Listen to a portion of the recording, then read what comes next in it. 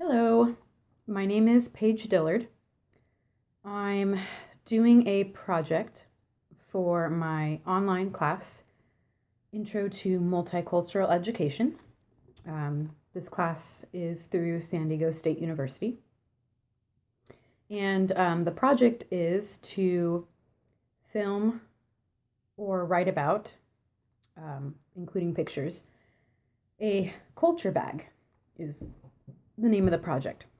So the culture bag is we find a bag and we fill it with things that represent our culture. So my bag right here was given to me by the Friends of the Library. I work for the San Diego County Library, and I would like to be a librarian one day. But I think the more reason why I chose this bag is because it was able to hold all of my items. So, excuse me. So the first item that I would like to bring out represents my race.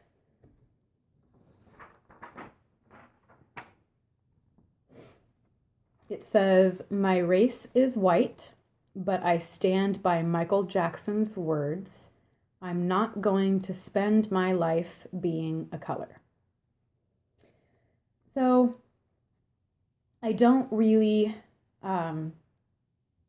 uphold my race. I don't undermine it. I'm just kind of indifferent to it. It's not something that I generally focus on. And that might be, it's probably because I'm not considered a minority race. I have had to endure a few put downs because I'm white, but I know I haven't experienced as much as minority racial groups have. But I wanted to print out this message because I want to be clear that I am white, but that's not necessarily how I want to be defined. So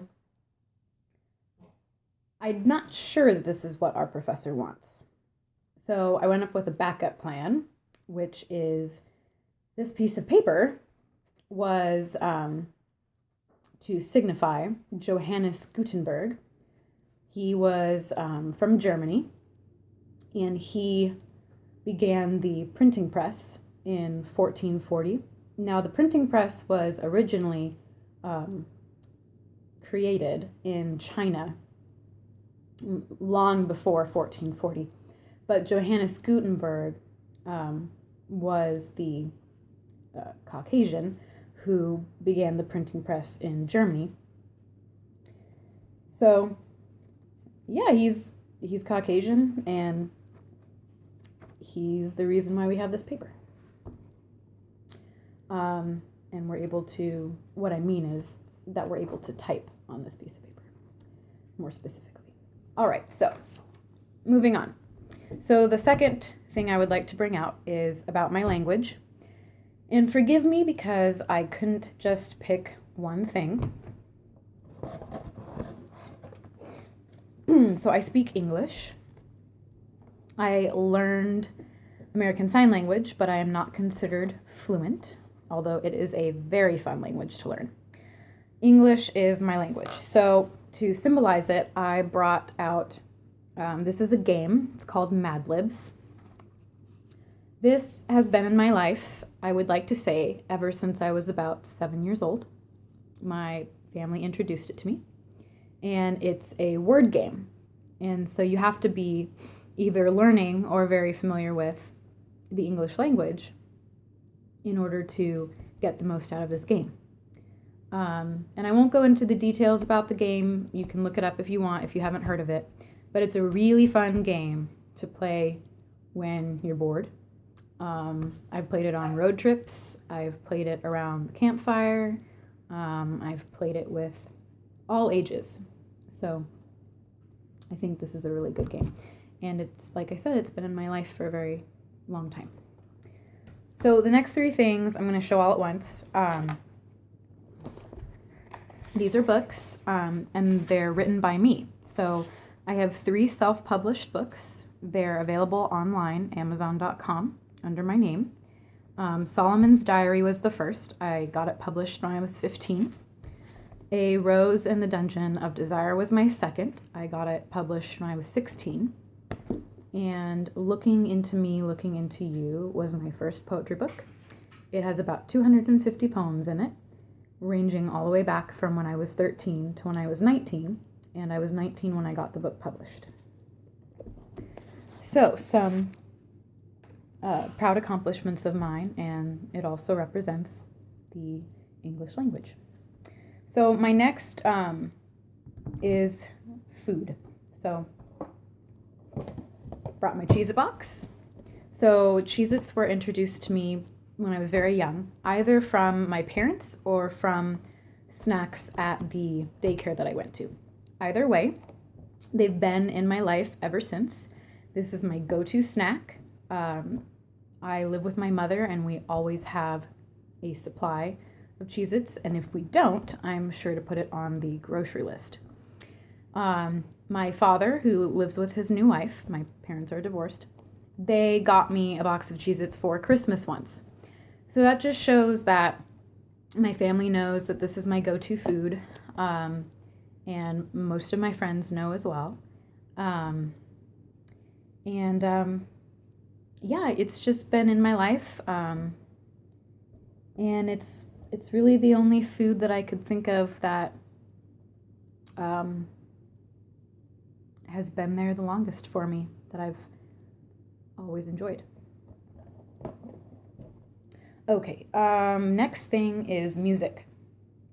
So music was another hard topic for me to symbolize, because I grew up with a lot of music. Through my parents, I grew up with, 70s, 80s, and 90s music.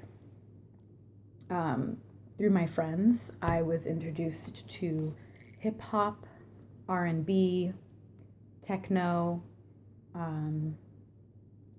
rock, a bunch of different things. And when I was about 11, I want to say, is when I really started jumping into and finding music for myself. So a lot of it, like I said, I was getting from my parents and my friends. But once the internet became a big thing in my life, I went on YouTube and I discovered a lot of music. And so I kind of created this very broad landscape of music for myself. And I ended up sharing the new music I found with my family and friends. And I listen to a lot of things. The only thing I don't really listen to is heavy rap, screamo, and country music. I can't, for whatever reason, can't get into country music. Okay, so this, I totally forgot what I was holding. This is my MP3 player. It's called a Zune. It can hold 120 gigabytes of music, which is excellent because I have about 25,000 songs in my collection. Like I said, I listen to a lot of different things. So this really comes in handy because it can hold so much music, and it's helped me DJ at a few parties. So, yeah, my Zune. And when I got a Zune, my mother was very interested, so now she has a Zune. So, okay, last but not least, well, first, let me explain. So the last one is what my culture does as traditions. So I would like to say that my family doesn't have anything unique that I can think of. We're pretty mainstream with, I guess, our white culture, I guess. I'm not really sure how to describe. What I'm trying to get at is we celebrate a lot of the mainstream holidays, like Christmas, Thanksgiving, Halloween, Easter, even Valentine's Day, things like that. So our favorite holiday to celebrate, that's a tradition for me and my family, is Christmas. My favorite holiday is Halloween. But my parents have always enjoyed Christmas, and their love for Christmas kind of washed over me. And so now I enjoy Christmas every year, just about. And so, to represent Christmas, I have brought my reindeer. So, this is Ralph, and Ralph has been with us for the past 5 years. He has never missed a Christmas, and he sits right under the Christmas tree next to the presents. So, he's a symbol of Christmas to me. He's super cuddly. He's just all around awesome.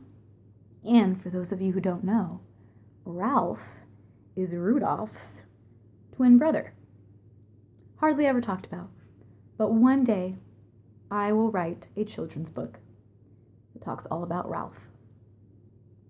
So, I hope you have enjoyed this short project.